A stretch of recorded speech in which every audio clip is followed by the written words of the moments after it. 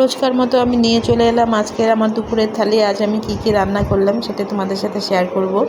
শুভ দুপুর বন্ধুরা, কেমন আছো সবাই? আশা করি ভালো আছো। তো দেখো, আজকে রান্না করার মতো কিছুই বাড়িতে ছিল না।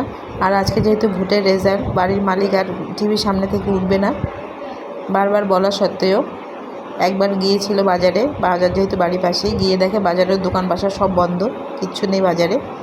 তো কালকে একটু লতি ছিল, সেই লতিটুকু একটু করলাম।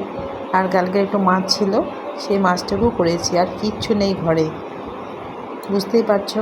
আজকে ভোটের রেজাল্ট, একদম টিভির সামনে থেকে নড়ানো যাচ্ছে না। তো যা ছিল তাই আমি রান্না করলাম। তোমাদের আজকে মেনু কি অবশ্যই জানিও, আর আমার থালা সাজানো কেমন হয়েছে সেটাও জানিও।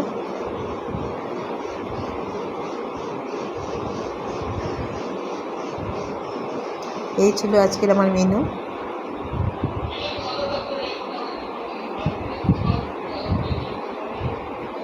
সবাই খুব ভালো থেকো, দেখা হচ্ছে পরের ভিডিওতে।